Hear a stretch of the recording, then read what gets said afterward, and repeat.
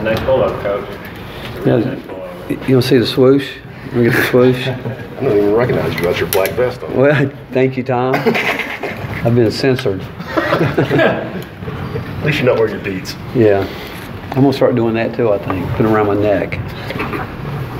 Well, Coach, just, I mean, what stood out after you got back and watched the film from South Carolina? What did you like? You know, I think it's been a while where we really put two halves consistently back to back, and I thought there was a lot of good things with, obviously with Jalen Johnson and Derek Walker coming in and giving us a couple really, good minutes and good moments, and the fact that I thought from the beginning the demeanor that we played with and the respect that we have for South Carolina, Frank Martin, his program, and the way our guys went in knowing it was going to be the battle that it would be, but just the way they were able to stay poised and do what we had to do over 40 minutes. Any update on Allen? They're still working on him. We'll wait. We'll probably know more tomorrow. But he's he'll be fine. But how long? I'll be surprised if he's not ready to play, but who knows, because he's a hard one to keep out. And like I said, he didn't even tell anybody that he was even having the pain that he was having until the shoot around, and he's the kind of person that would wait till the very end like that. But he's not one that's going to complain early, but during the shoot around, he just felt like he couldn't go. Rick, you said your team kind of overcame the first challenges of being number one. What's kind of the next phase of challenges, I guess? Well, I think this is a really focus at what's at hand, and knowing that every game you expect.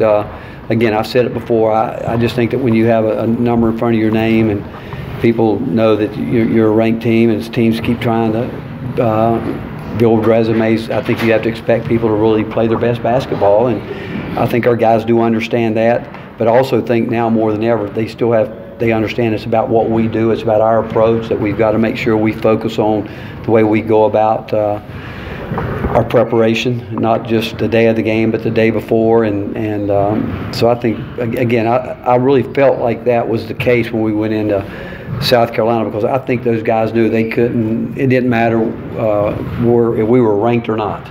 Playing South Carolina, you're going to have to be ready to play.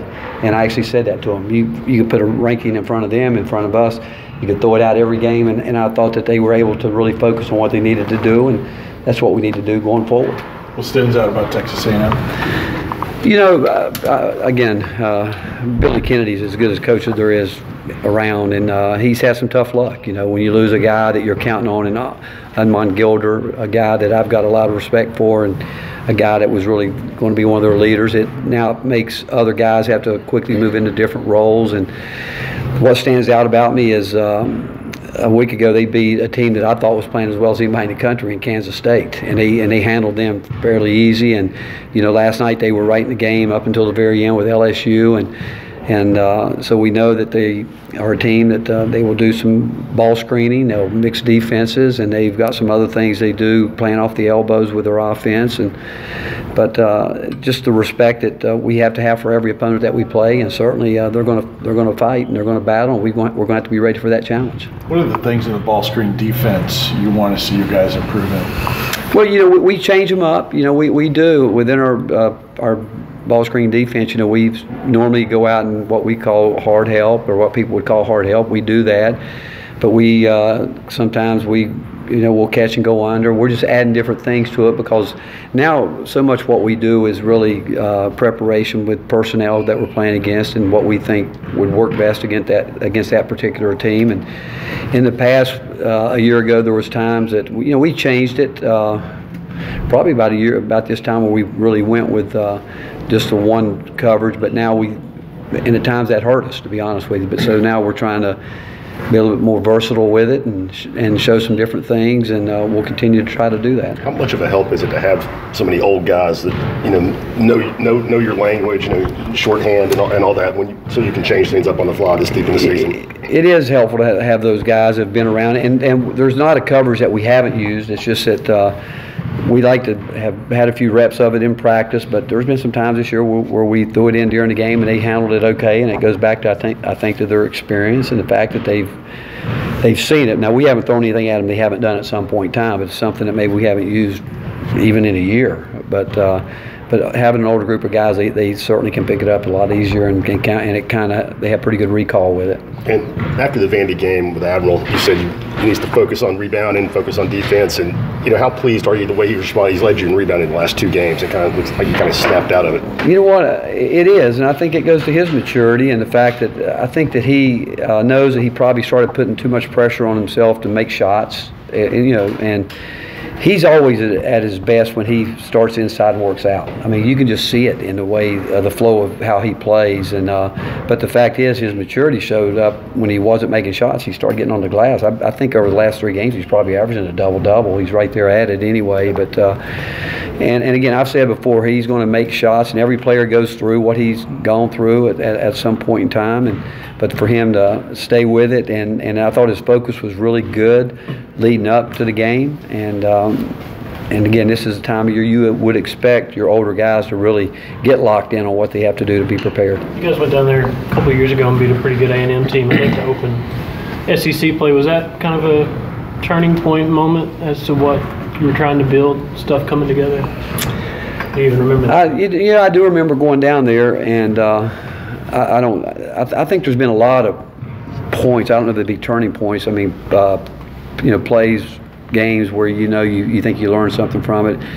You always know going on the road and at the start of the season, and I think it was our opener, I think, and it's always big to go do that, and so yeah, I do remember the game, and I remember us playing well down there. But was that 2 years ago, or was that yeah? So I've got a pretty good memory, I do remember it.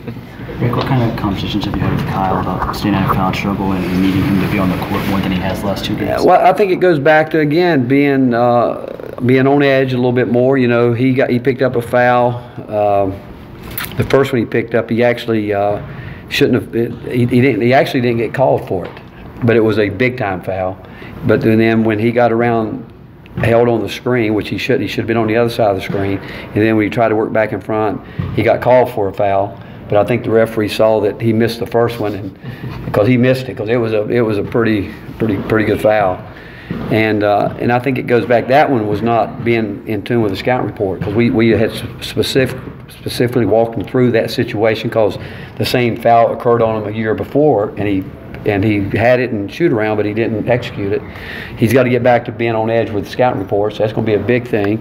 The other thing is, again, Kyle's always at his best when he's in the post, when he does his work early, and he dictates how he's getting around. When he's playing catch up, playing from behind, and or when he leaves his feet. And you go back to every one of his fouls, the last couple games they've been on those plays. And I could say, some of them are close plays, but all those in there are close. But a couple of them last game, he just wasn't on edge, and he's got to get back to that, and he will do that. With that said, you said Monday that you wanted to see Fulkerson and Walker, so it seemed like they did against. Yeah, they were okay, but you know what? They still have to be better defensively. I will tell you that. When you get back and you really break it down and look at it, all those guys that come in off the bench. Eve had one of his worst defensive games of the year. People talk about guys being in offensive slumps. I think he can be in a defensive slump. And some of the plays that, just what Kyle's doing. I mean, those plays that I've just talked about, he normally doesn't do that. And so you wonder where his mindset is to make him do that. And Eve was played without question his worst defensive game, where he just wasn't locked in the way that you'd want him to be. But we need Folky and Jalen and Derek to definitely give us what we need on the defensive end first and foremost. It looks like Eve's just is playing, trying not to make mistakes. Do you think he's tight? You know what? I think, to put it in his words, I think he would say he's trying to do things he shouldn't do, and I think that goes to him thinking that I got to make a three-point shot, and he doesn't have to do that. And we've told him that, because when we first fell in love with him, it was his defensive intensity. It was the fact he attacked the basket, rebounded, and all those things. But if you're not locked in on what you do well, you're going to drift. And I think he's done that, where he was really, a guy would make a move and he would just totally jump to the side, and that's when there are some other thoughts going through your head. But he'll get it back, because again, he's going to work at it, and the fact is, we can just get everybody together and keep getting better. That's what we're working for. and consistency. How much is Bones' pace, aggressiveness to push it up the floor, his good decision making, or just a general emphasis that you guys want him to run because he's so good at it? Well, we've told him what you're asking. That's what we started with 3 years ago. That's been a big part of what we want to do. We want the ball down the court. And we think he can get it there every single time. We think Lamonte can do it. We think Bowden can do it. But and if you're asking me how important it is to what we do, it's extremely important because that's what we want to do. We're averaging about 5 more possessions a game offensively, which means the other team is too. And so we want to capitalize and we want to get down the floor. And when you talk about teams that are shooting a high percentage, they're going to get out in transition and get some layups. They're going to do that.